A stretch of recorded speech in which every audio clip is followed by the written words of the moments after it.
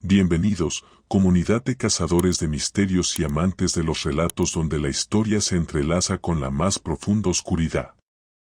Hoy nos adentramos en las sombras de una de las ciudades más bellas y enigmáticas de México, Guanajuato, para desentrañar una leyenda que ha perdurado como un susurro de terror entre sus callejones centenarios.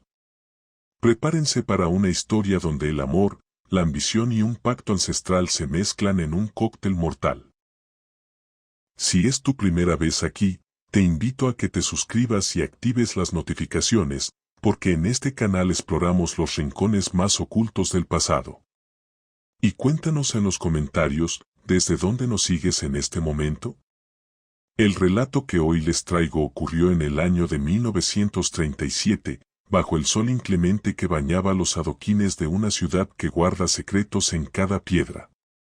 Esta es la historia de la boda macabra de los Salgado. El vino del brindis estaba mezclado con sangre. El Guanajuato de 1937 era una ciudad de contrastes profundos, donde la opulencia de las familias mineras coexistía con la pobreza en los barrios más empinados. Los cerros multicolores que rodeaban la urbe parecían custodiar no solo vetas de plata, sino también historias que nunca se contaban abiertamente. En lo alto de una de esas colinas, dominando con altivez el paisaje, se erguía la imponente mansión de los Salgado. Una construcción de cantera rosa que más que una casa, parecía una fortaleza, un símbolo tangible de un poder que se extendía por generaciones. Los Salgado no eran simplemente ricos, su fortuna, cimentada en las minas de plata más productivas de la región, estaba envuelta en un aura de misterio y respeto temeroso. Los preparativos en la mansión para la boda de Rodrigo Salgado, el único heredero, con Camila Fuentes, la hija de una familia venida a menos, eran frenéticos y meticulosos. La matriarca, doña Mercedes Salgado, una mujer de edad avanzada pero con una presencia y una voluntad de acero, supervisaba cada detalle con una obsesión que rayaba en lo enfermizo. Su rostro, siempre severo y compuesto, era una máscara que ocultaba pensamientos y designios que nadie, ni siquiera su propio hijo, podía descifrar por completo. Ella era el pilar, la guardiana de algo más que una fortuna, era la custodia de una tradición oscura. Las invitaciones deben ser perfectas en cada aspecto, ordenó con voz firme a Dolores, su ama de llaves y confidente de más de 30 años.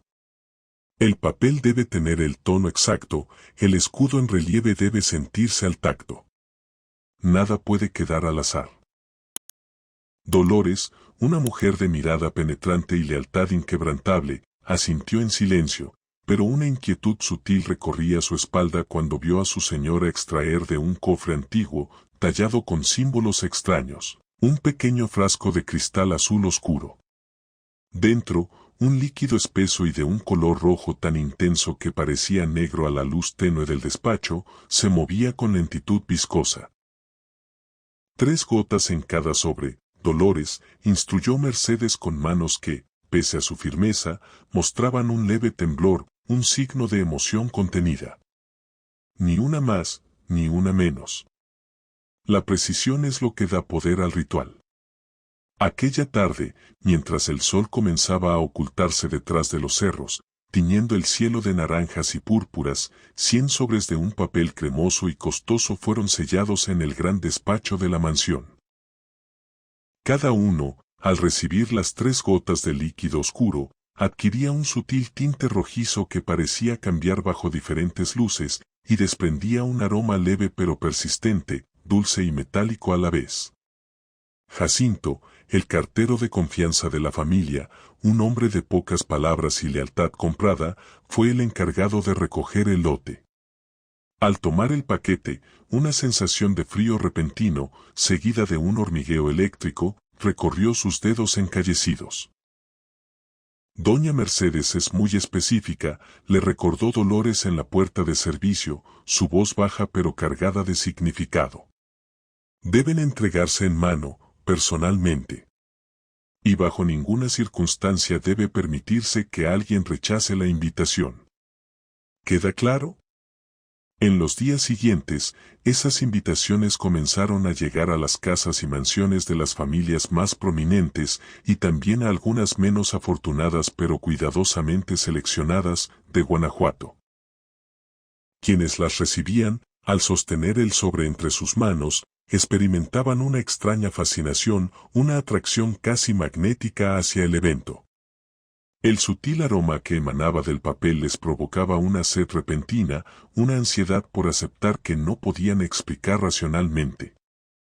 Aunque algunos, en el fondo de su conciencia, sentían un escalofrío de aprensión, la mayoría sucumbía a ese impulso inexplicable y confirmaba su asistencia con entusiasmo. Mientras este peculiar proceso ocurría, Rodrigo Salgado, el novio, parecía vivir en un mundo aparte.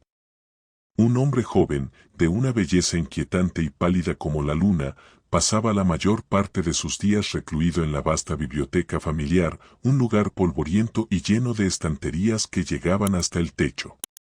Allí no buscaba novelas de aventuras, su interés yacía en antiguos tomos de alquimia, ocultismo y rituales paganos que su madre atesoraba con celo. Su tío, Ernesto Salgado, el hermano menor de Mercedes, era quizás el único miembro de la familia que se atrevía a cuestionar, con cautela, la dirección que tomaban los acontecimientos. Rodrigo, hijo, ¿estás completamente seguro de este paso que vas a dar?, le preguntó una tarde, encontrándolo absorto en un grimorio con tapas de cuero gastado. Apenas conoces a la joven Camila. El matrimonio es para toda la vida. Rodrigo alzó la vista, sus ojos oscuros, tan negros que parecían ausentes de reflejo, se posaron en su tío. Madre dice que es la indicada, respondió con una voz monótona, carente de emoción, como si repitiera una lección aprendida. Dice que su sangre es especial, que es pura. Es lo que se necesita. Ernesto frunció el ceño, una profunda preocupación anidando en su pecho. Él conocía mejor que nadie el significado de esas palabras, y el conocimiento lo llenaba de horror. Al otro lado de la ciudad, en una casa modesta pero digna que hablaba de un pasado mejor, Camila Fuentes, de apenas 18 años, contemplaba el vestido de novia que colgaba frente a ella. Era una obra de arte en seda y encaje, blanco inmaculado, bordado con hilos de oro que formaban intricados patrones. Un regalo espléndido, excesivo, de su futura suegra. Es simplemente hermoso, hija mía, suspiró su madre, Esperanza, acariciando la tela con una mezcla de admiración y alivio. Los Salgados son tan generosos. Este matrimonio es una bendición para nuestra familia. Camila asintió en silencio, incapaz de articular la angustia que la estrangulaba por dentro. No podía explicar el profundo terror que la invadía cada vez que pensaba en la boda, en la fría magnificencia de la mansión Salgado, en los ojos vacíos y distantes de Rodrigo. Menos aún podía confesarle a su madre las pesadillas recurrentes que la atormentaban desde el momento en que había aceptado, por presión familiar y necesidad económica, el compromiso. Sueños vívidos donde el vino en las copas de los invitados burbujeaba y se transformaba en un líquido espeso y rojo, donde los rostros sonrientes de los asistentes se descomponían en muecas cadavéricas, y donde ella, atrapada en su vestido blanco, sentía que algo antiguo y hambriento la observaba desde las sombras. Todo saldrá bien, se repetía a sí misma como un mantra, mirando por la ventana de su habitación como las largas sombras del atardecer devoraban lentamente los colores de la ciudad. Pero en su corazón, una certeza fría crecía, se estaba dirigiendo, paso a paso, hacia una trampa de la que quizás no habría escape. Lo que Camila ignoraba era que, en ese mismo instante, en las profundidades del sótano de la mansión Salgado, un lugar al que solo Mercedes y Dolores tenían acceso, la matriarca realizaba preparativos de una naturaleza muy distinta. Con meticulosidad de química o de sacerdotisa, preparaba el vino que se serviría en el brindis nupcial. No era un caldo cualquiera. Era una mezcla cuidadosamente proporcional de un vino tinto añejo de la bodega familiar y un líquido oscuro y denso que extraía de un antiguo cáliz de plata, un objeto que la familia guardaba bajo 7 llaves y que solo salía a la luz para ocasiones muy específicas. El cáliz, grabado con figuras que parecían retorcerse en agonía, era la pieza central de un ritual que se repetía cada 100 años. Los rumores sobre lo salgado, como el musgo en las piedras húmedas, crecían silenciosos pero persistentes en los callejones de Guanajuato. En el bullicioso mercado, entre el aroma de las frutas y las especias, Teresa, una vendedora de hierbas medicinales y remedios tradicionales, susurraba a sus clientas de confianza mientras les entregaba manojos de ruda para protección. Dicen, señora, que la fortuna de esa familia no sale solo de la tierra, murmuraba, mirando alrededor con recelo. Hay pactos oscuros sellados hace mucho tiempo, que requieren renovación. Y esa renovación tiene un precio muy alto. En la barbería de Don Pascual, un lugar de reunión para chismes e historias, los hombres hablaban en voz baja, especialmente cuando el tema recaía en las extrañas coincidencias que rodeaban a los Salgado. Mi abuelo, que en paz descanse, me contaba, decía el viejo Sebastián, un exminero con el rostro surcado de arrugas profundas, mientras le recortaban el bigote canoso, que cada cierta cantidad de años, la familia necesita un sacrificio especial para mantener su suerte. Una novia joven, de sangre pura, y otros ofrecimientos. Esta vez, por lo que se ve, le tocó a la pobre Camila Fuentes. El barbero, sin decir palabra, se persignaba rápidamente, un gesto que era más una confirmación tácita que una negación. Todos en la ciudad conocían las historias, los susurros heredados de padres a hijos, pero el poder, la riqueza y el miedo que inspiraban los Salgado eran una barrera infranqueable. Nadie se atrevía a levantar la voz, a enfrentarlos abiertamente. Hasta el padre Mendoza, desde su confesionario en la basílica, sentía el peso de la angustia. Escuchaba confesiones vagas, medias palabras, alusiones a temores relacionados con la familia y la próxima boda. Como pastor, sentía el deber moral de actuar, de investigar, de proteger a su rebaño, pero un miedo instintivo, ancestral, lo paralizaba. Recordaba demasiado bien la historia del padre Reyes, un sacerdote que 30 años atrás había comenzado a hacer preguntas incómodas sobre lo Salgado y había desaparecido sin dejar rastro, su destino convertido en otra leyenda de terror local. Dentro de la mansión, los preparativos mundanos seguían su curso. Mercedes había contratado a los chefs más renombrados de la región para el banquete, pero había sido explícita en un punto: el servicio del vino, especialmente el del brindis principal, estaría a cargo exclusivamente de los sirvientes de mayor confianza, aquellos cuyas familias habían servido a los Salgado por generaciones. Los Vázquez han estado con nosotros desde siempre, le explicó a Rodrigo mientras supervisaban la bodega, una cámara fría y húmeda llena de estantes con botellas polvorientas. Ellos entienden la importancia de nuestras tradiciones, respetan los rituales. No como la gente nueva. Rodrigo asintió, pasando los dedos por el cuello polvoriento de una botella particularmente antigua. ¿Cuál será el vino para el brindis, madre? Mercedes se dirigió a un nicho aparte, protegido por una reja de hierro, y extrajo con reverencia una botella cuyo cristal era tan oscuro que era completamente opaco.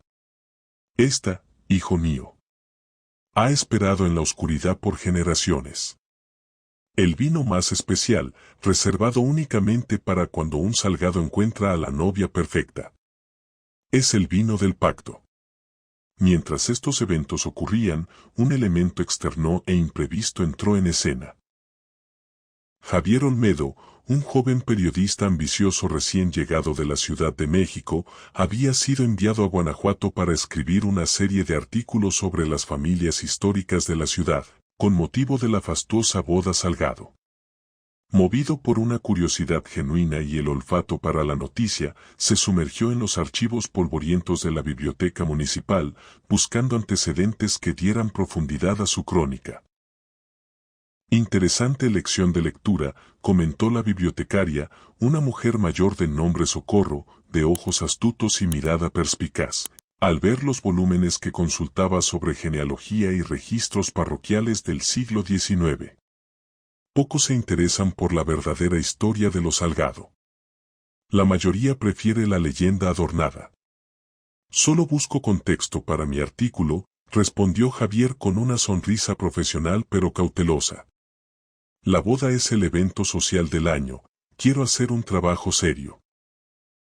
La mujer se inclinó sobre el mostrador, bajando la voz hasta convertirla en un susurro casi inaudible. Si busca contexto de verdad, joven, no se quede en la superficie. Busque los registros de 1837. Y luego los de 1737. Compare. Observe los patrones que se repiten. A veces, la historia no se escribe en los libros de texto, sino en lo que callan los registros.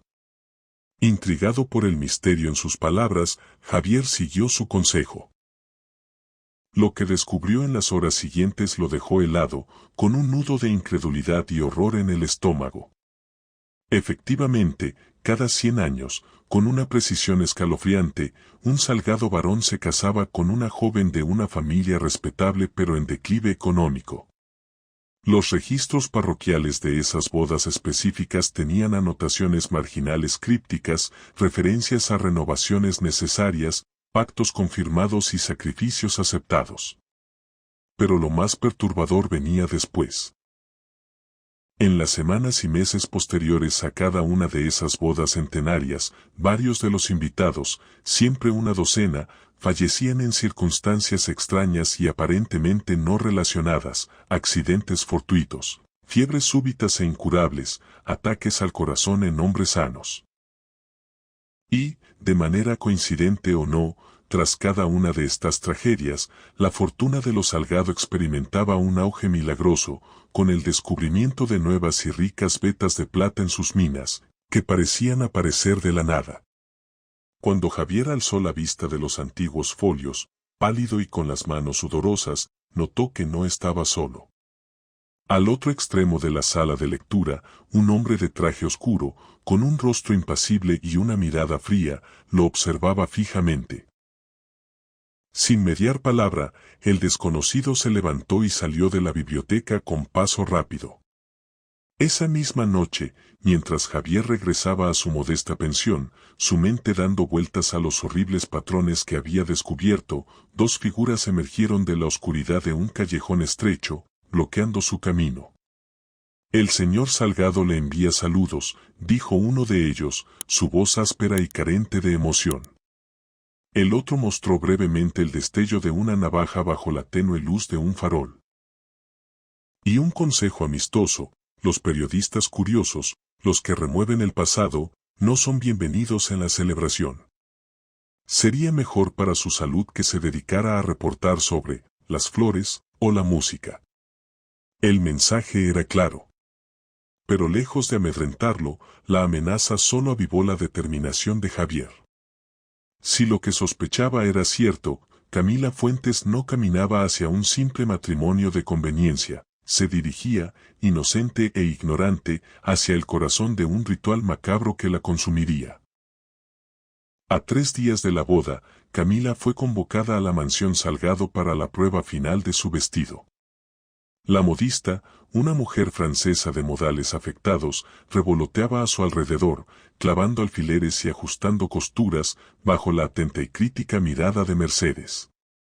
La cintura debe ceñirse más, ordenó la matriarca, y el escote, un poco más bajo. Queremos que todos aprecien su juventud, su vitalidad. Camila se estremeció al sentir las agujas rozar su piel. Desde que había traspasado el umbral de la mansión, una sensación de frío húmedo, ajeno al calor exterior, la envolvía, como si las propias paredes de piedra absorbieran el calor de su cuerpo. Te veo pálida, querida, observó Mercedes con una preocupación que no llegaba a sus ojos. Los nervios, sin duda. Dolores, tráele una copa del vino especial, el tónico. Le devolverá el color. Minutos después, Camila sostenía una copa de cristal tallado con un líquido de un rojo oscuro, casi negro. Su aroma era dulce, empalagoso, con un regusto metálico que percibió incluso antes de beber. Obedeciendo por cortesía, tomó un sorbo. El líquido era espeso, dulce y dejaba una sensación cálida y pesada en la garganta. Casi de inmediato, un calor antinatural se extendió por sus venas, llevando un rubor artificial a sus mejillas, pero también una ligera sensación de mareo y desorientación. ¿Qué contiene este vino?, preguntó, sintiendo que la habitación giraba levemente. Una receta familiar secreta, sonrió Mercedes, una sonrisa que no mostraba calidez. Hierbas y especias seleccionadas que dan vigor y belleza. Lo beberás cada día hasta la boda. Quiero que estés radiante el día de tu unión con Rodrigo. Mientras la joven se observaba en el espejo de cuerpo entero, creyó ver, por una fracción de segundo, un destello de color carmesí extendiéndose desde donde el vino había mojado sus labios, tejiendo una red roja sobre el blanco inmaculado del vestido. Parpadeó con fuerza, y la visión desapareció, dejándola confundida y más asustada que antes. ¿Te encuentras bien?, preguntó Rodrigo, que acababa de entrar en la sala. Su voz era plana, su presencia tan fría como el mármol de las columnas. Camila asintió, incapaz de articular el terror que ahora sentía con cada fibra de su ser. Había algo en los ojos de su prometido, una ausencia, una frialdad calculadora que contradecía por completo cualquier noción de amor o deseo. Cuando la prueba terminó, Mercedes insistió, con una amabilidad forzada, en mostrarle a Camila la capilla familiar, el lugar donde se celebraría la ceremonia. Ubicada en el ala más antigua de la mansión, era un espacio privado, raramente mostrado a extraños. Los Salgado siempre han sido profundamente devotos, explicó Mercedes mientras avanzaban por un corredor largo decorado con retratos de ancestros de mirada severa. Cada generación ha honrado nuestras tradiciones con la más absoluta fidelidad. Es lo que nos ha mantenido fuertes. La capilla era pequeña, oscura, iluminada por vitrales que filtraban la luz del exterior en manchas de color rojo y azul profundo. El altar era de mármol negro, y sobre él, en un lugar de prominencia, descansaba el cáliz de plata que Camila había visto en su sueño, el mismo que Mercedes usaba en el sótano. Este cáliz, dijo la matriarca con voz reverente, acariciando el metal frío, ha estado en nuestra familia por siglos. En él se servirá el vino para vuestro primer brindis como marido y mujer. Es un honor que pocas novias han tenido. Camila observó, fascinada y aterrada, los grabados del cáliz. Las figuras que antes le parecieron retorcerse, ahora veía que mostraban claras expresiones de agonía. El borde estaba decorado con lo que inequívocamente eran gotas de sangre estilizadas, congeladas para siempre en la plata. Al salir de la capilla, se cruzaron con Ernesto, quien al ver a Camila, no pudo disimular una mirada cargada de lástima y una profunda culpa. Mercedes, ¿podemos hablar? En privado. Es urgente. Acompaña a la señorita Camila a la entrada, ordenó Mercedes a una sirvienta. Enseguida vuelvo. Mientras esperaba en el gran vestíbulo, Camila, con el corazón latiéndole con fuerza, alcanzó a escuchar fragmentos de una acalorada discusión que llegaba desde una habitación contigua. Demasiado joven, hay otras formas, tú sabes que es necesario, la tradición, no como las otras, podría romper el ciclo. Cuando Mercedes regresó, su rostro estaba compuesto en una máscara de imperturbabilidad, pero sus ojos, esos ojos grises y penetrantes, brillaban con una determinación feroz, casi fanática. Esa noche, en su casa, Camila despertó gritando, bañada en sudor frío. En la pesadilla, caminaba hacia el altar, pero en lugar de Rodrigo, una figura oscura y sin rostro la esperaba. Los invitados, con copas en mano, bebían un líquido espeso y rojo que se derramaba por sus barbillas, y sus rostros se transformaban en calaveras sonrientes que la observaban con hambre. Solo son nervios de novia, hija mía, intentaba tranquilizarla su madre, ofreciéndole un té de tila. Todas pasamos por eso antes de la boda. Pero Camila sabía, con una certeza visceral, que no era así. Algo profundamente siniestro, algo antiguo y malévolo, la esperaba en el corazón de esa mansión. Y estaba íntimamente ligado al vino de sabor metálico, al cáliz de plata y a los ojos vacíos de Rodrigo. Javier Olmedo no era hombre que se dejara amedrentar fácilmente. Las amenazas en el callejón, lejos de disuadirlo, habían confirmado que estaba en el camino correcto. Había algo monumentalmente turbio en lo Salgado, algo que valía la pena exponer, sin importar el riesgo. Con la boda a solo 2 días, intensificó su investigación de manera clandestina.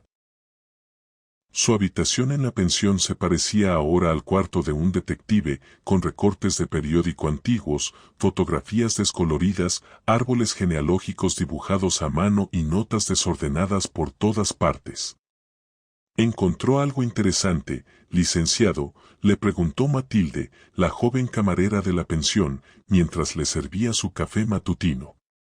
Era la nieta de Socorro, la bibliotecaria, y parecía heredar su perspicacia y una cierta desconfianza hacia los poderosos. Javier dudó, pero algo en la mirada honesta de Matilde lo hizo confiar. Patrones, Matilde. Patrones aterradores. Cada 100 años, la misma historia se repite con los Salgado, una boda, una docena de muertes misteriosas entre los invitados, y luego, un boom de riqueza para la familia. Matilde asintió lentamente, sin mostrar sorpresa. Mi abuela dice que los viejos mineros, los que ya murieron, hablaban a veces entre tragos de un pacto con la mina misma. Sangre a cambio de plata. Decían que la tierra bajo Guanajuato tenía hambre y que los Salgados sabían cómo alimentarla. Necesito pruebas, no supersticiones de cantina, respondió Javier, aunque un escalofrío recorrió su espalda.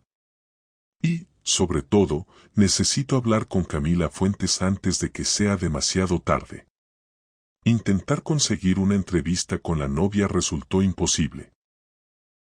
La joven estaba prácticamente secuestrada por la etiqueta y la vigilancia, rodeada constantemente por sirvientes de los Salgado que ayudaban con los preparativos finales, pero que claramente actuaban como guardianes. Decidido a no rendirse, Javier optó por ir a la fuente de uno de los rumores más espeluznantes, el viejo Sebastián Aguirre. El anciano vivía en una casita humilde junto al famoso Callejón del Beso. A sus 90 y tantos años, era probablemente el único habitante de Guanajuato que, siendo un niño, había estado presente en la anterior boda centenaria de los Salgado, la de 1837. No debería estar removiendo cosas que es mejor dejar quietas, joven, advirtió Sebastián con voz temblorosa cuando Javier le explicó el motivo de su visita, mostrándole sus notas. Hay fuerzas en esta ciudad, fuerzas viejas como las montañas, que no entendemos y con las que no se debe jugar. Solo busco la verdad, insistió Javier. Si hay algo malo en esa boda, la gente tiene derecho a saberlo. Una vida inocente podría estar en peligro. El anciano suspiró, un sonido largo y resignado. Encendió una vela con manos que temblaban, no solo por la edad, sino por el recuerdo. Yo tenía 7 años. Mi padre era capataz en una de las minas de los Salgado, y por eso fuimos invitados a la boda de don Augusto Salgado. Recuerdo la música, la comida, la gente fina y el brindis. Su voz se quebró. El vino tenía un color raro, muy oscuro, como jugo de moras podridas. Todos bebieron, felices. Todos menos mi padre, que era abstemio por promesa a la Virgen. Después del brindis, todo siguió normal, pero... Sebastián se persignó, sus ojos vidriosos mirando hacia el pasado. En la semana siguiente, 12 de los invitados murieron. 12. Unos de fiebre repentina, otros de un golpe, otro se ahogó en su propia bañera. Causas distintas, pero todos tenían lo mismo. La piel de un color gris ceniza, y en la cara, una mueca de terror, como si hubieran visto al mismísimo diablo antes de morir. Javier anotaba frenéticamente, el corazón en un puño. ¿Cree que los envenenaron? ¿En el vino? El viejo negó lentamente. Lo que había en ese vino era algo peor que veneno, hijo. Mi padre me contó después, cuando estaba borracho y asustado, que la noche anterior a la boda, la vieja Mercedes de esa época, la matriarca, había sacrificado un animal en el sótano. Recogió su sangre en ese cáliz de plata y luego la mezcló con el vino del brindis. Sangre animal, entonces, dijo Javier, tratando de racionalizarlo. Los ojos del anciano se clavaron en los suyos con una intensidad escalofriante. Los Salgado no sacrifican animales, joven. Sacrifican personas. La novia es solo el principio, el sacrificio principal. Los otros 12 son la ofrenda de acompañamiento.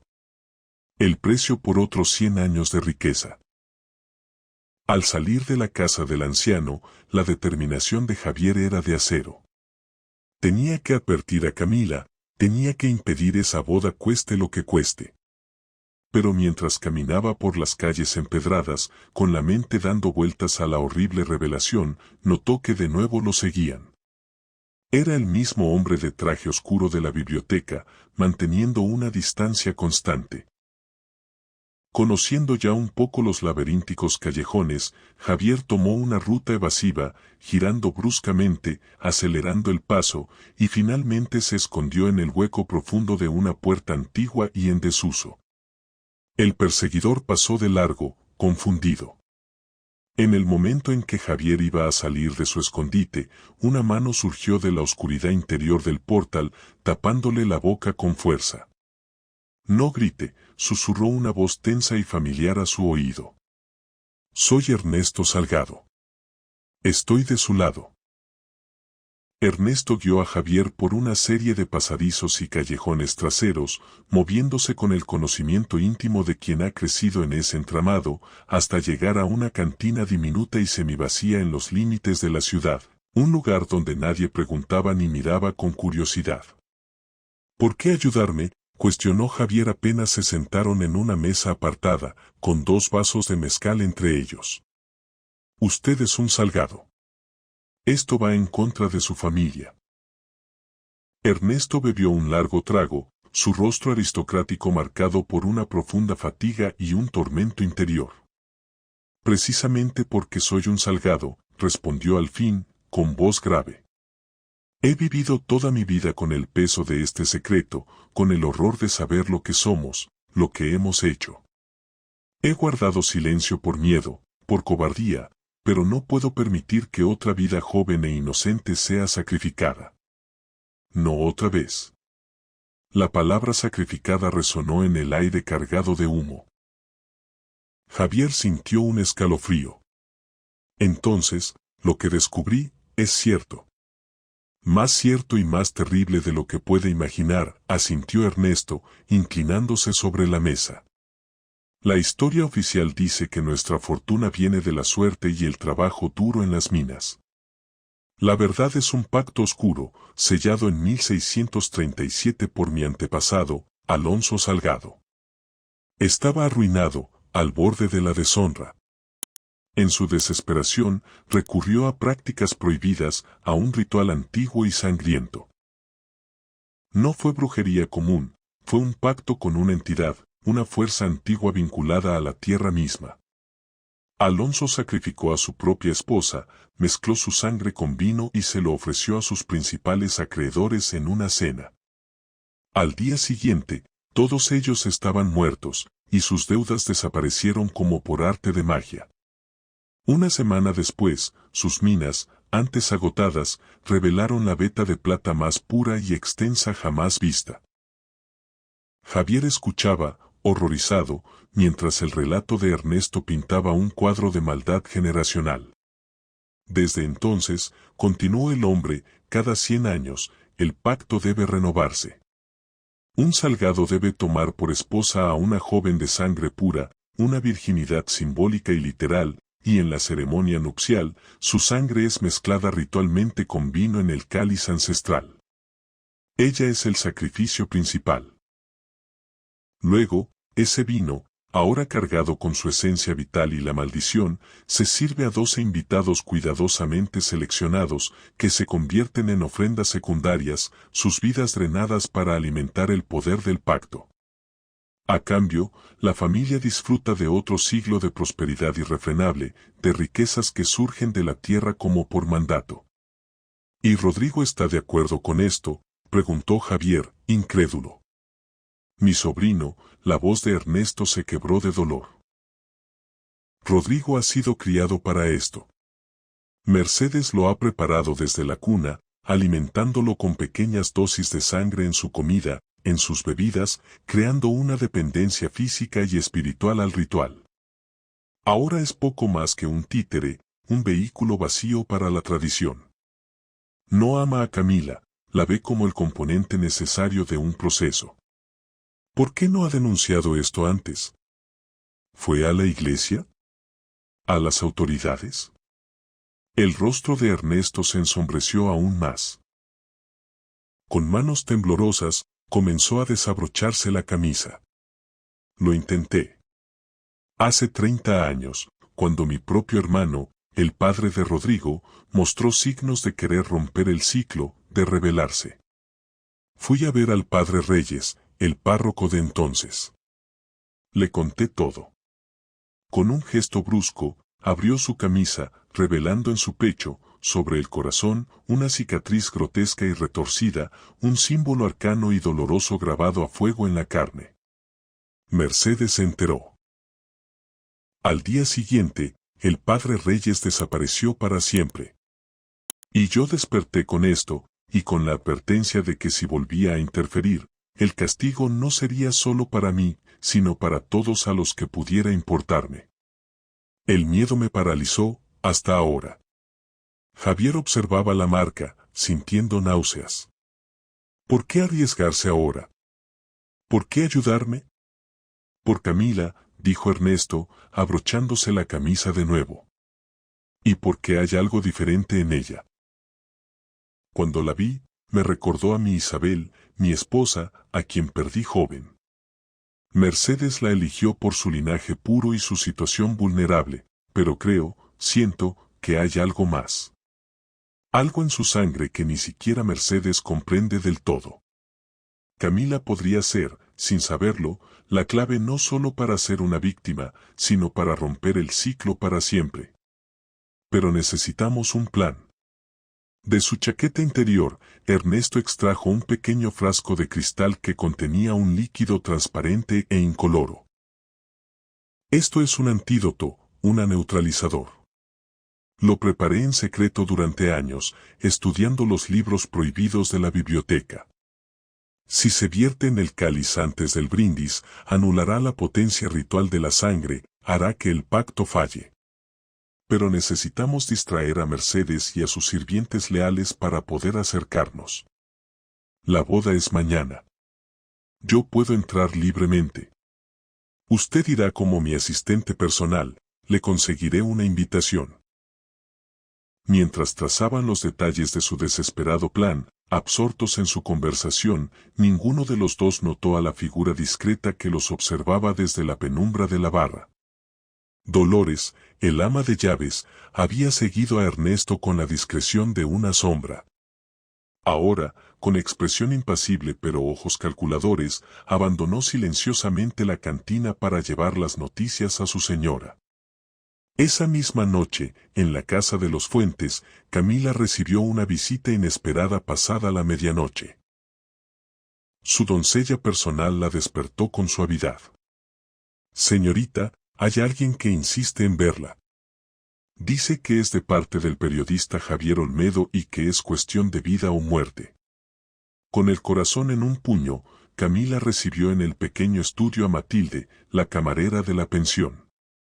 Con voz temblorosa pero clara, Matilde le transmitió la horrible verdad que Javier y Ernesto habían descubierto. El pacto ancestral, la naturaleza del sacrificio, el destino que la esperaba no como esposa, sino como víctima ritual. Camila escuchó, al principio incrédula, pero a medida que las palabras de Matilde encajaban con sus pesadillas, con el sabor metálico del vino, con la frialdad de Rodrigo y la obsesión de Mercedes, una certeza aterradora se apoderó de ella. «Debo huir», susurró, sintiendo pánico. «Esta misma noche». «Es demasiado tarde, señorita», dijo Matilde con tristeza. «La mansión ya tiene hombres vigilando discretamente esta casa. Si usted huye, su madre, su familia, los Salgado se vengarán. No pueden permitir que el sacrificio escape. Entonces debo resignarme a morir». Matilde negó con firmeza. «Don Ernesto y el señor Olmedo tienen un plan. Mañana, durante la ceremonia, intentarán sabotear el ritual, neutralizar el vino.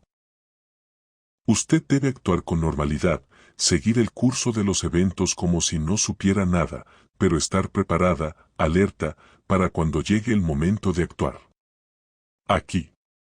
Matilde le entregó un pequeño cuchillo de hoja fina y afilada, con un mango de hueso. «Escóndalo en su ramo de novia. Si todo falla, al menos tendrá una oportunidad de defenderse». La noche anterior a la boda fue la más larga en la vida de Camila. El amanecer del día de la boda llegó cubierto por una niebla espesa y anormal que envolvía Guanajuato como un sudario gris, oscureciendo los cerros y silenciando la ciudad. Desde las altas ventanas de la mansión Salgado, el mundo exterior parecía haber desaparecido, creando una sensación de aislamiento absoluto, como si la propiedad existiera en una dimensión aparte. Mercedes contemplaba el fenómeno desde su gabinete con una satisfacción profunda. Para ella, la niebla no era un obstáculo. Era un velo propicio, un signo de que las fuerzas antiguas estaban activas, protegiendo el ritual. «Todo está listo, señora», informó Dolores, entrando con su habitual discreción. «Los invitados comenzarán a llegar a las 4. El padre Jiménez estará aquí una hora antes para los preparativos finales en la capilla». Mercedes asintió, su mente ya en asuntos más trascendentales. «¿Y mi hermano? ¿Ha regresado a la mansión?». Dolores bajó aún más la voz. «Don Ernesto regresó al amanecer, señora. Y sobre el asunto que me pidió vigilar, tenía razón. Anoche se reunió con el periodista en la cantina de la esquina. La conversación fue extensa. El rostro de Mercedes se endureció como la piedra de la mansión. ¿Escuchaste el contenido?». «Fragmentos, señora». Habló del pacto. Planean interferir con el cáliz durante la ceremonia. Un silencio cargado de peligro llenó la habitación. Mercedes miró a través de la ventana hacia la niebla, sus ojos grises calculando fríamente. «Mi hermano siempre fue el sentimental, el débil», murmuró, más para sí misma que para Dolores. «Incluso de niños, se apartaba cuando nuestro padre realizaba los rituales menores». «Muy bien. Ernesto no estará presente en la boda. Encárgate de que sea indisponible. En cuanto al periodista, Salvador sabe muy bien cómo ocuparse de los entrometidos persistentes». Mientras tanto, en la casa de los Fuentes, Camila se vestía para la ceremonia con la ayuda de su madre y varias doncellas enviadas por los Salgado. Su rostro, pálido y marcado por las ojeras de una noche en vela, contrastaba dramáticamente con el deslumbrante blanco del vestido que la envolvía. «Estás hermosa, hija mía», exclamó Esperanza, acomodando el velo con manos que no podían disimular un temblor de emoción y nerviosismo. «Tu padre estaría tan orgulloso. Los Salgado estarán complacidos». Camila apenas podía respirar. El corsé le oprimía el pecho, no solo por su ajuste, sino por la ansiedad que la estrangulaba. Una de las doncellas se acercó con una copa de cristal fino en una bandeja de plata. Doña Mercedes envía esto para la novia, con sus mejores deseos. Dice que debe beberlo antes de partir, para tener fuerza y serenidad. Camila reconoció de inmediato el vino especial, de color oscuro y aroma engañosamente dulce. Sabía que ahora, más que nunca, debía mantener la fachada.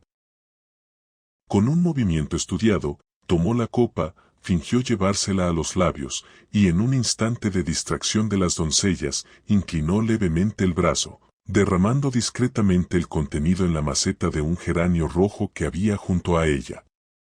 La planta, al contacto con el líquido, pareció estremecerse, y sus hojas se marchitaron ligeramente en los bordes en cuestión de segundos. Gracias, dijo Camila con una sonrisa forzada. Me siento mucho mejor. En su habitación de pensión, Javier Olmedo escribía frenéticamente una carta detallada. Si algo le ocurría esa tarde, si el plan fracasaba, al menos quedaría un testimonio escrito de la verdad sobre lo Salgado. Selló el sobre y se lo entregó al dueño de la pensión con instrucciones estrictas: si no regresaba antes del amanecer del día siguiente, el sobre debía ser entregado personalmente al director del periódico más importante de la capital. A mediodía, Matilde llegó con noticias. Hablé con la señorita Camila anoche. Sabe la verdad. Está aterrorizada, pero dispuesta a seguir el plan. ¿Y don Ernesto? ¿Lo has visto? Matilde negó, su rostro sombrío. Nadie lo ha visto esta mañana. Pregunté discretamente en los alrededores de la mansión, pero los sirvientes están extrañamente callados, tensos. Algo no está bien. Un presentimiento gélido se apoderó de Javier. Sin Ernesto, sus posibilidades de éxito se reducían a casi nada. Tendremos que improvisar, dijo, palpando el frasco del antídoto en el bolsillo interior de su chaqueta. De una forma u otra, debo entrar en esa boda. Dentro de la mansión Salgado, dos dramas paralelos se desarrollaban en secreto. En las profundidades del sótano, iluminado solo por las llamas rojizas de 4 antorchas fijadas en la pared de piedra, Mercedes realizaba el ritual preparatorio final. Sobre un altar tosco tallado directamente en la roca negra de los cimientos, el cáliz de plata brillaba bajo la luz danzante. Con un pequeño puñal ceremonial de obsidiana, la matriarca hizo un corte superficial en la palma de su mano izquierda, dejando que unas gotas de su propia sangre, espesa y oscura, cayeran dentro del recipiente sagrado. Sangre de mi sangre, murmuraba en una lengua muerta, gutural y antinatural. Con esta ofrenda, renuevo el vínculo, convoco la antigua promesa. Que la sangre de la doncella, pura y joven, alimente el pacto por otro siglo de dominio y abundancia. Mientras tanto, en una habitación sin ventanas del ala este de la mansión, utilizada como almacén, Ernesto Salgado se debatía contra las ataduras que lo inmovilizaban a una pesada silla de madera. Lo habían sorprendido al regresar, y ahora estaba amordazado, vigilado por Salvador, el capataz de confianza de Mercedes, un hombre ancho de espaldas y mirada impasible. No es nada personal, don Ernesto, comentó Salvador mientras afilaba metódicamente un largo cuchillo de carnicero en una piedra. Pero la doña ha sido clara. Nadie puede interferir con la tradición familiar. Es por el bien de todos. Los ojos de Ernesto, inyectados en sangre por la furia y la desesperación, se clavaron en su captor. Tras la mordaza, sus gritos eran solo gemidos ahogados. No se preocupe, continuó Salvador con una calma aterradora. No pienso matarlo. La doña dice que la sangre de la familia es sagrada, que no debe derramarse así nomás. Pero si necesita que usted esté, tranquilo, fuera del camino, durante la ceremonia. Después, veremos. En el exterior, la niebla comenzaba a disiparse lentamente, pero el cielo permanecía cubierto por un manto de nubes bajas y plomizas que amenazaban tormenta, creando una luz mortecina y oprimente que se cernía sobre la ciudad. A las 4 en punto de la tarde, un carruaje blanco, tirado por 2 caballos negros como el azabache, se detuvo frente a la gran puerta de la mansión Salgado. Camila descendió con movimientos mecánicos, como un autómata. El vestido, de una blancura casi dolorosa bajo la luz gris, hacía que su rostro pálido y sus labios sin color parecieran los de un espectro. En sus manos, sostenía el ramo de rosas blancas. Dentro de él, oculto entre los tallos, sentía el frío consuelo del pequeño cuchillo. Rodrigo la esperaba en la entrada, impecable en su frac negro y camisa blanca almidonada. Sus ojos, habitualmente vacíos, brillaban hoy con una intensidad febril, antinatural, que acentuaba su belleza inquietante. «Estás perfecta», murmuró, besando su mano enguantada con una formalidad gélida. «Madre está muy complacida». Camila apenas pudo asentir. Sentía la mansión como una entidad viva a su alrededor, las paredes de cantera parecían palpitar con un ritmo lento, y un olor dulzón y metálico, como de cobre y flores marchitas, impregnaba el aire pesado. «Los invitados ya están reunidos en la capilla», dijo Rodrigo ofreciéndole el brazo. «El padre Jiménez nos espera».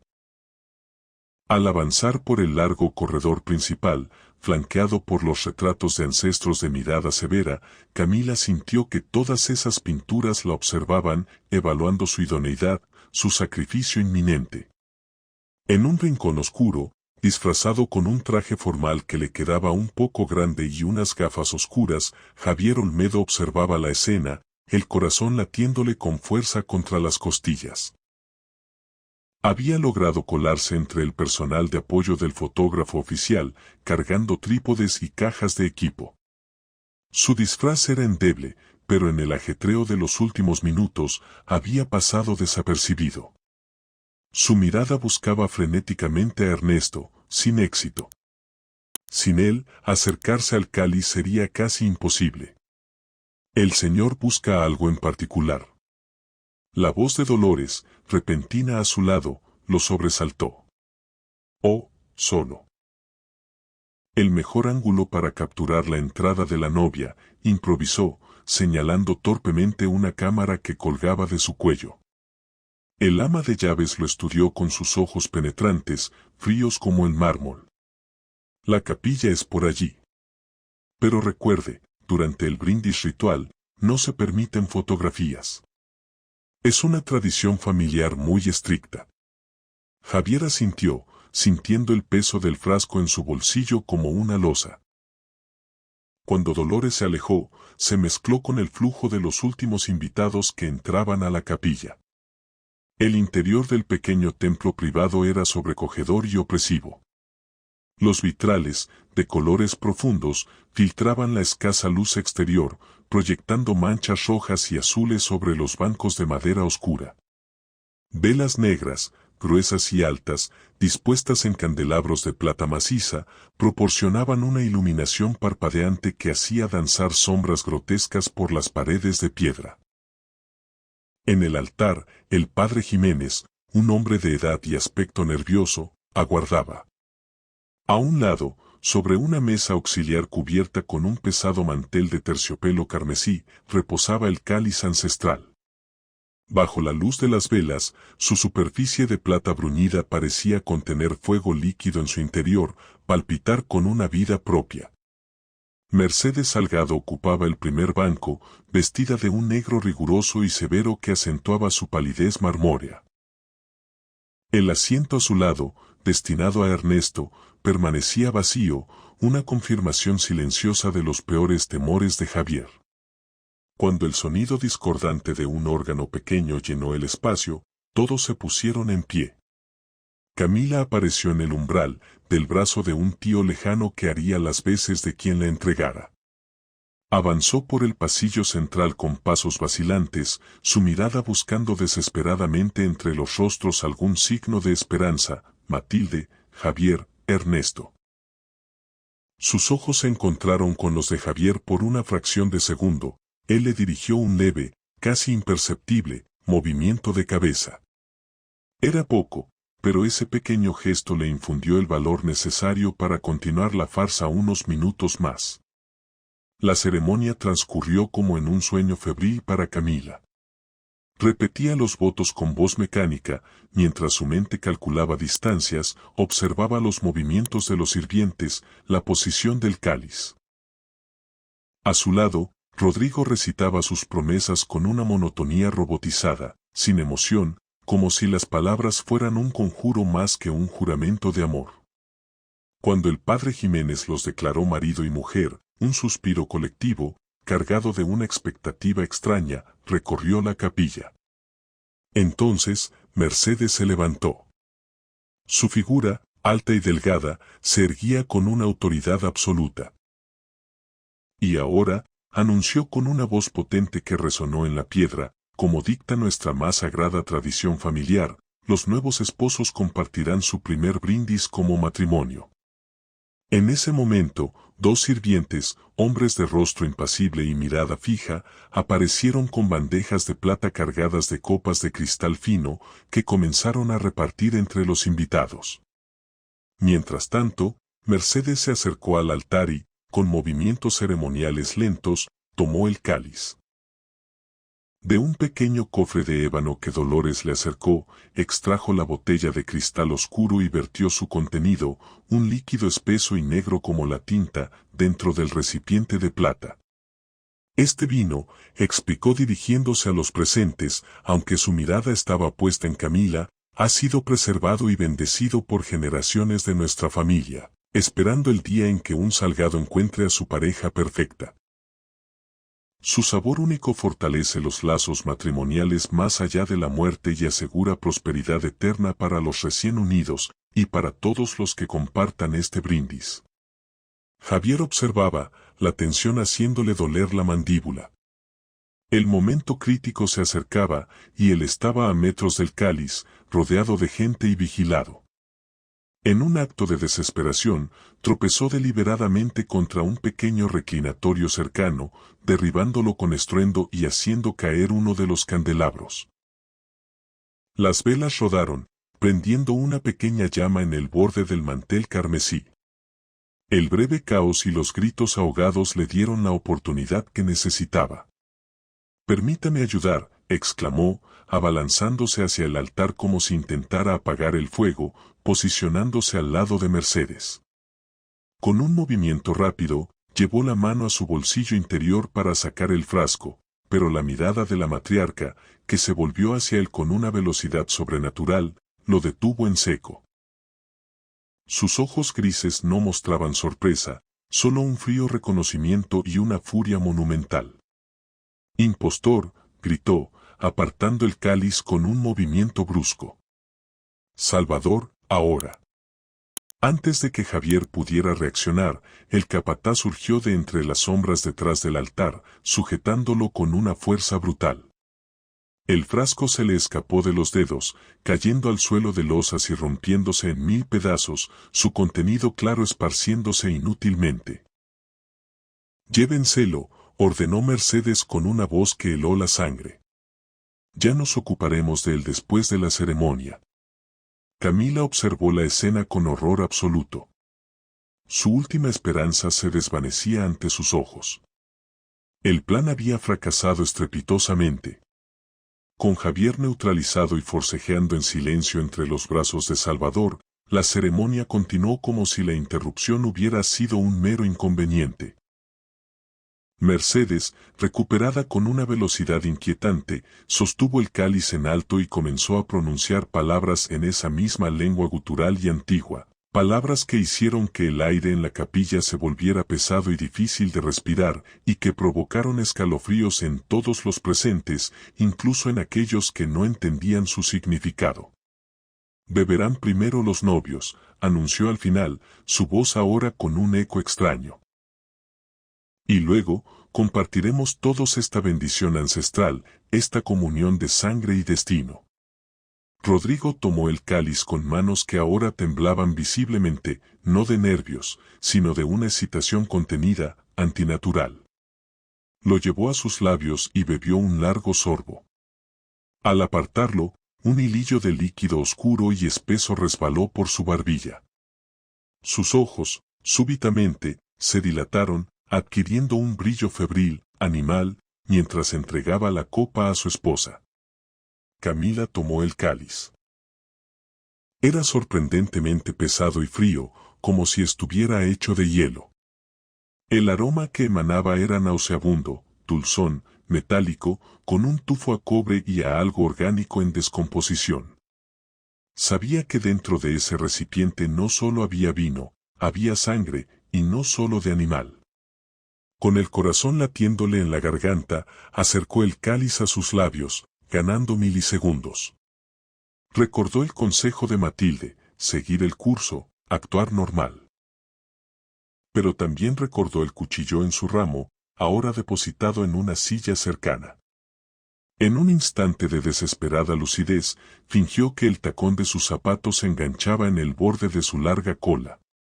Dio un traspié teatral y, con un movimiento convulsivo, dejó caer intencionadamente el cáliz, derramando aproximadamente la mitad de su contenido sobre el frente de su vestido blanco. El líquido oscuro manchó la tela al instante, extendiéndose en una gran mancha que parecía crecer, como si la seda absorbiera la sustancia con avidez. «Lo siento». «Oh, mi vestido», exclamó con voz temblorosa, fingiendo consternación. Mercedes frunció el ceño, su rostro contraído por una ira ferozmente contenida.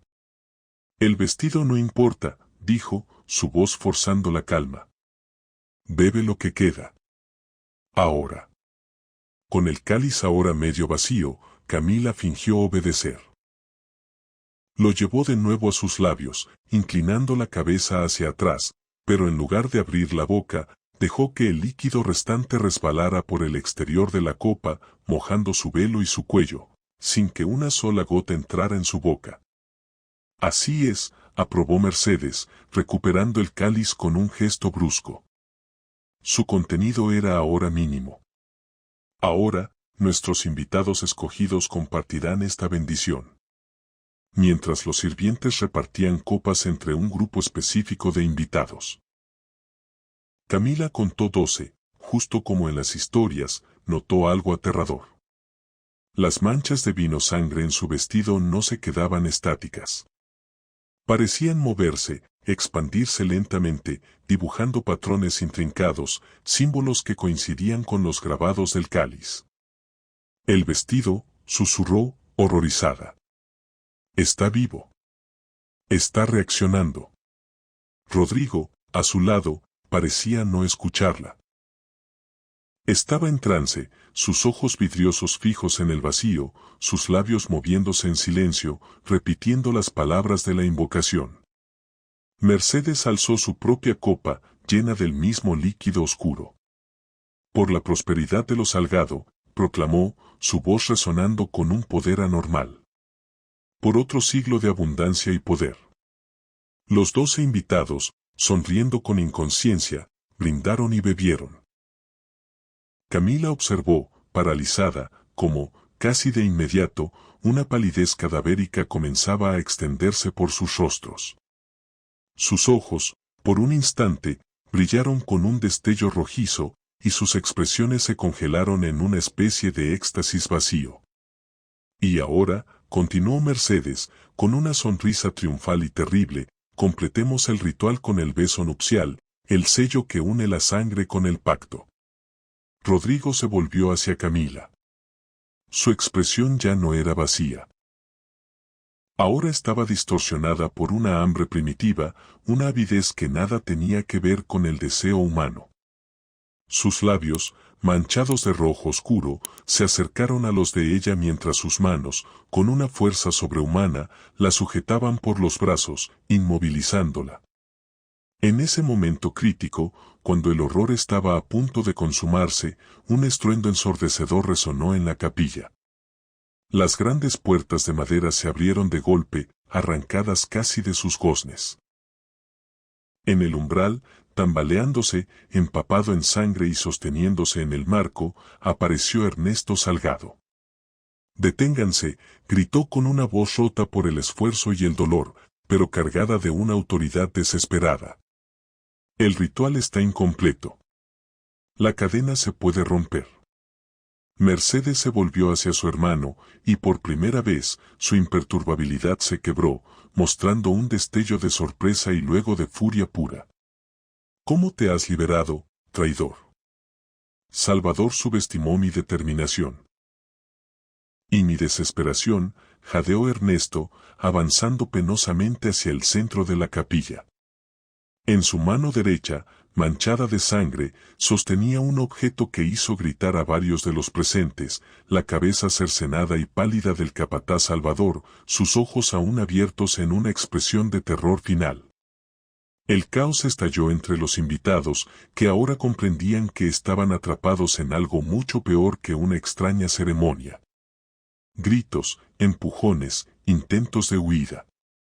«Sirvientes», rugió Mercedes con una voz que pareció hacer temblar las velas. «Cierren las puertas.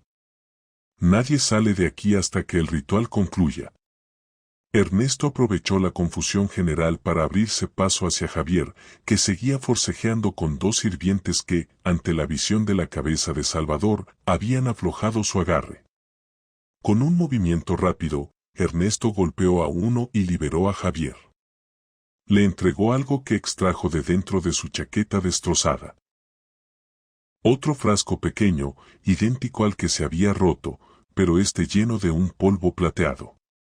«El antídoto verdadero, en forma sólida», explicó entre jadeos. «El otro era una distracción.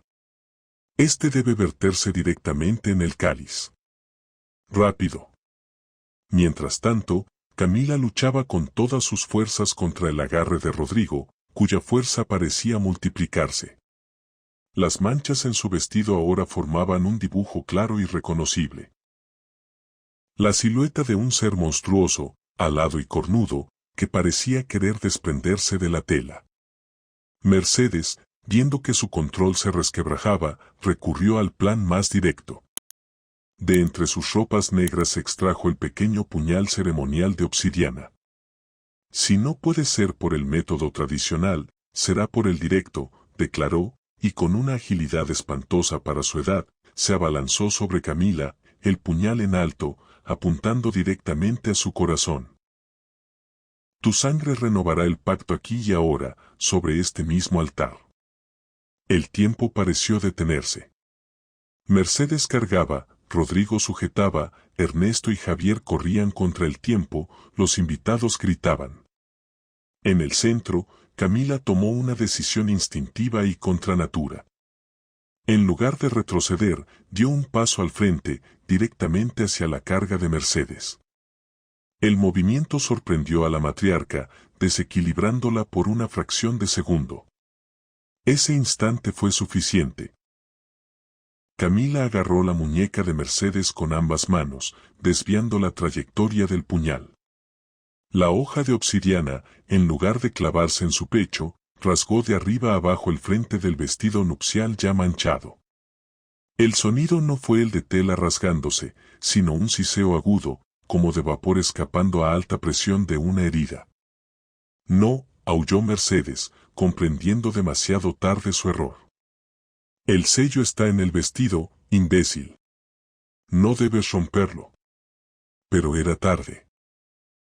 La rasgadura en la tela se expandió como si tuviera vida propia, liberando un resplandor rojizo cegador que iluminó la capilla con una luz infernal, haciendo que todos se cubrieran los ojos. Las manchas de sangre, antes dispersas, convergieron hacia la rasgadura como hierro hacia un imán. Ernesto, que había alcanzado el altar, gritó con una epifanía terrible: «El vestido no es solo parte del ritual, es el receptáculo del pacto mismo. Ha estado utilizando la misma tela, renovada, por generaciones, absorbiendo la sangre de cada sacrificio». Camila, sintiendo una energía extraña y violenta emanando de la tela rota, actuó por puro instinto de supervivencia.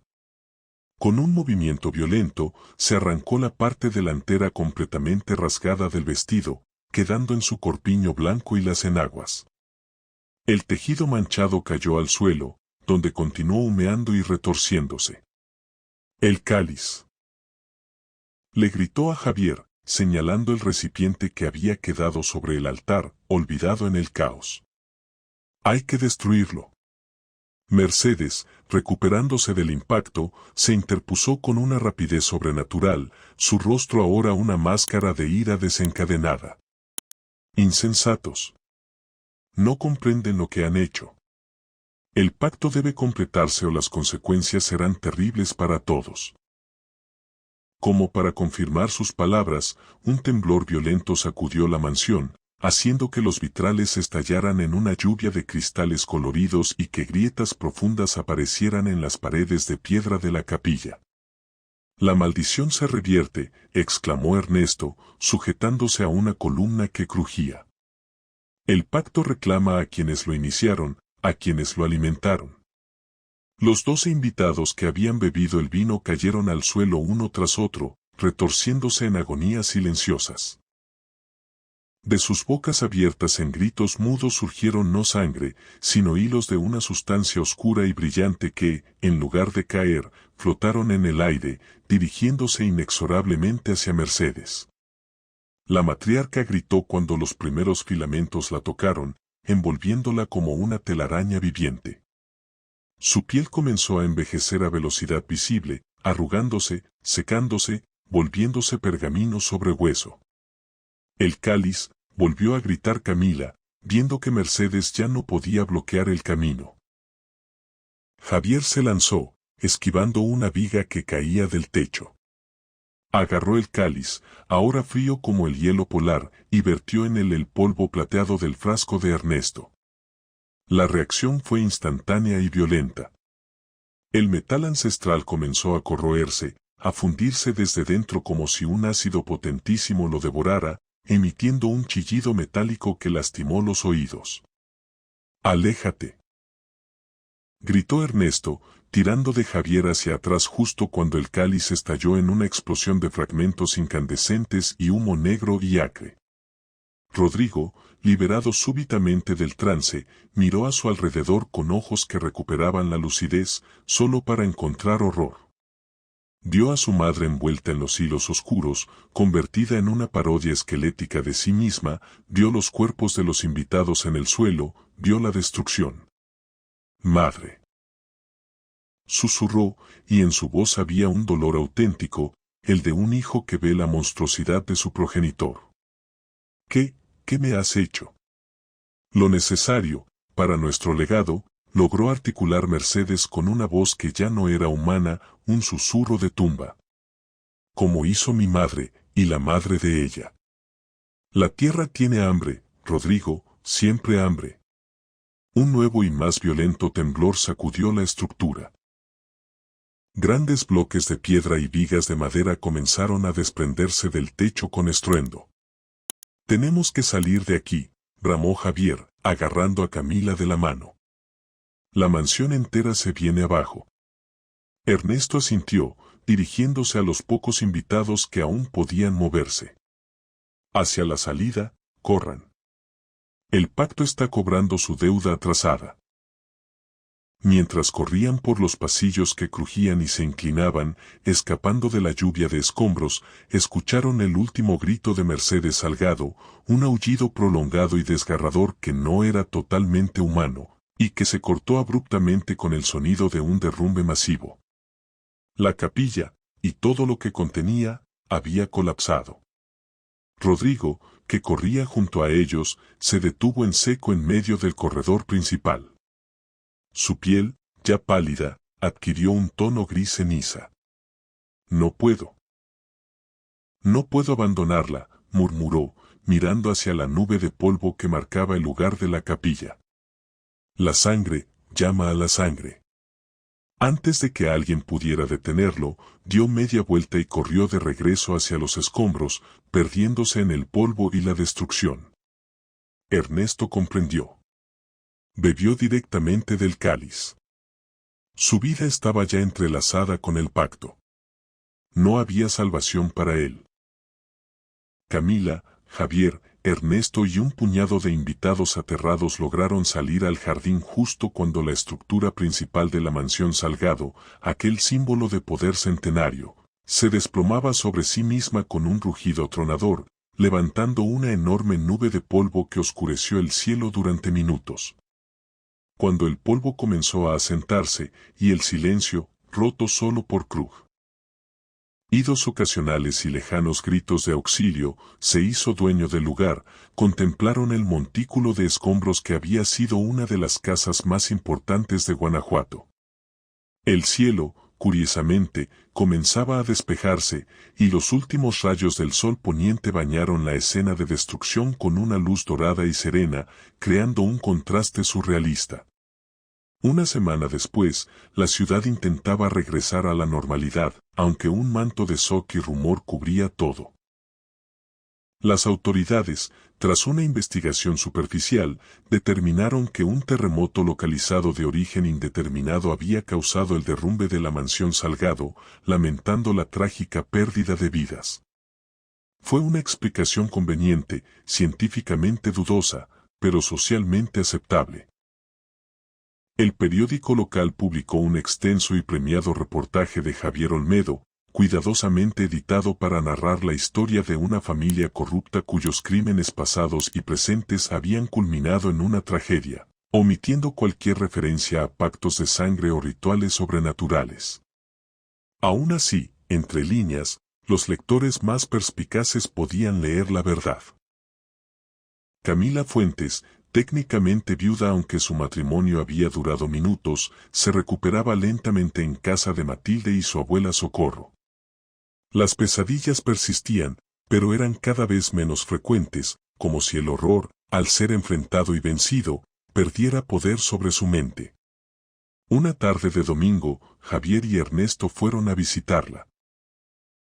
El anciano Salgado, el último de su línea, parecía haber envejecido una década en una semana, pero en sus ojos había una paz, una pesada pero liberadora paz, que antes no existía.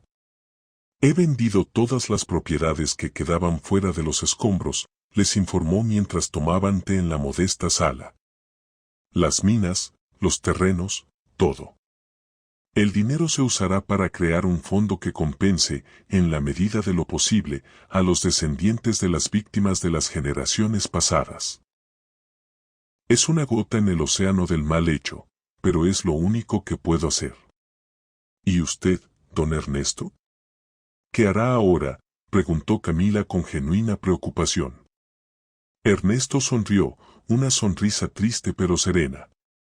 Me iré lejos, quizás a Europa, como siempre quise.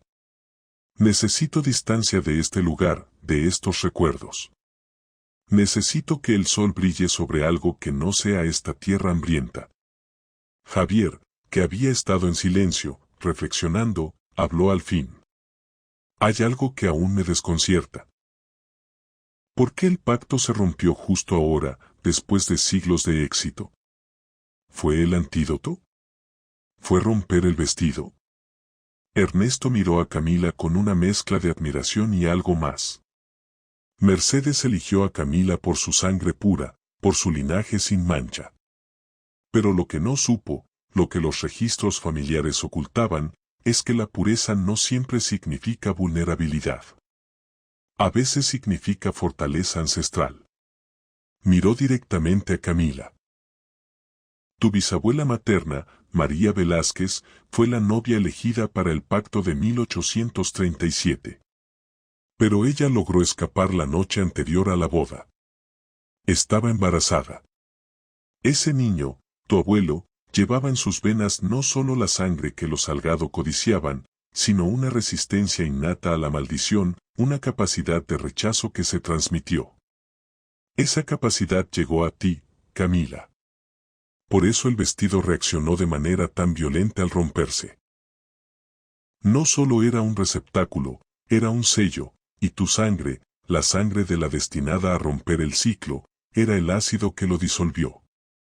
Camila recordó entonces las historias familiares vagas sobre su bisabuela, una mujer de carácter férreo de la que se decía había huido de su destino.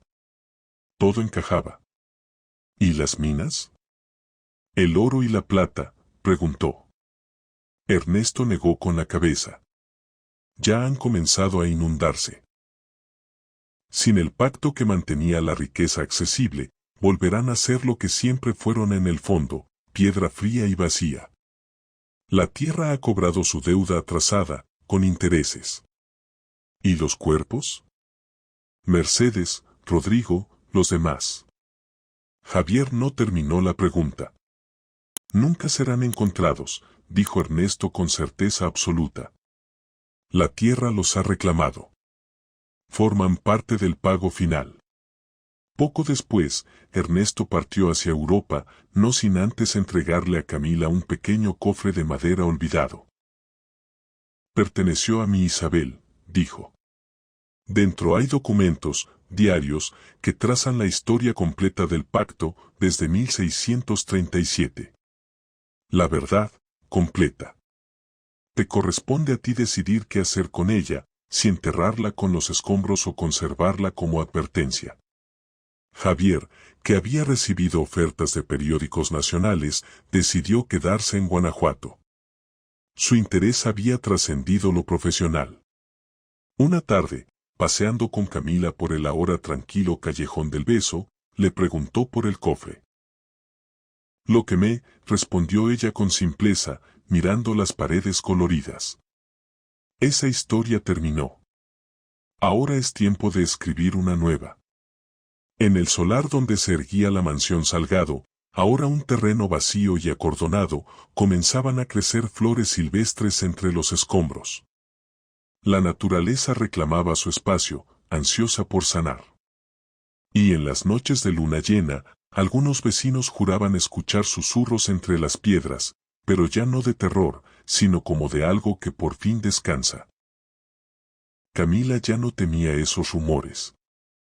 El vino del brindis, mezclado con sangre, se había derramado por última vez en Guanajuato. La boda macabra había terminado, y con ella, un ciclo de horror que duró siglos. La lección, sin embargo, permanece: hay pactos que es mejor no firmar, y hay sed que es mejor no saciar.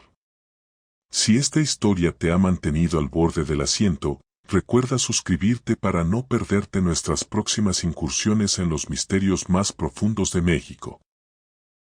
Comparte este relato con aquellos que aprecian una buena historia de terror con raíces en nuestra tierra. Y dinos en los comentarios, ¿crees que existen fuerzas antiguas que aún esperan ser alimentadas? Gracias por acompañarnos. Hasta la próxima historia.